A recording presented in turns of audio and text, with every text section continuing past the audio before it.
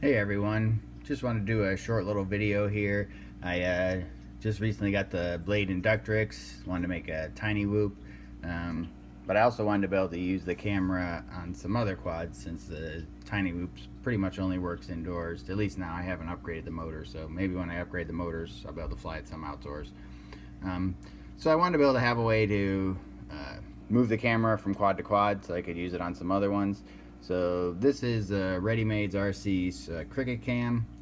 I know there's other ones out there you could use too, but I left it in the case, and then I took a zip tie, cut it to kind of protect around. I don't know if you can see here, I did have one crash before I had it on, even with the Inductrix, and it bent these just a little. So I wanted to try to make something that I could move it from quad to quad, but still have it be protected. So I just took a zip tie. I got some epoxy glue and just put a little bit of glue on the side and then on both sides, and then I wrapped some electrical tape, and that seems to be holding pretty strong. So it's protected fairly well now. I have had a couple of crashes where I hit some gates that I made in the yard, and it seems to work fine. And then whoops, on the bottom I got some Scotch fasteners. It's like Velcro, so that I can just pop it on and move it from quad to quad. So I left I think it's a mini JST plug, I think is what it is, or Pico plug, I'm not exactly sure what it's called.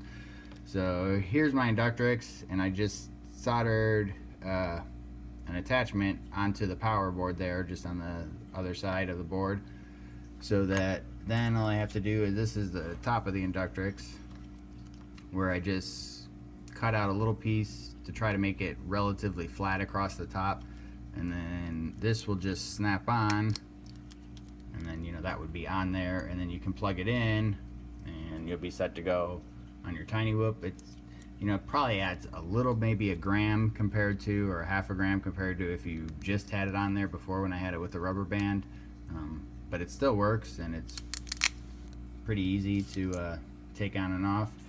So then this way, then, like with my Nahui here, I did the same thing where I just had I got a couple of these the mini JST plugs, and I just soldered that onto the Nahui board, so that snaps on there, and then I can plug in the Nahui. Now on the Nahui I also added one more, like a bigger zip tie just to try to help protect it a little bit more in the crash, since it's a little bit heavier than the Inductrix, obviously. So this works really well though. And the benefit of this too is, like I said, I made some gates in the yard, so I was flying through, and if you come in high, it does just kind of snap off. So I've knocked it off once or twice, but it didn't seem to bend anything again. So that seems to be nice, that if you hit something hard enough, the camera will just pop off rather than bending. And then lastly, another way I have to do it, if you have something bigger, like I have a MJX 600 here, so I just snap the camera on to the front there, so you can see it. I mean, it holds pretty well. And then this is the initial battery from the from the Blade Inductrix that I don't really use anymore, since bumped the camera, not powerful enough. I can just put that on there, and then this one I can just power from the battery. You can see here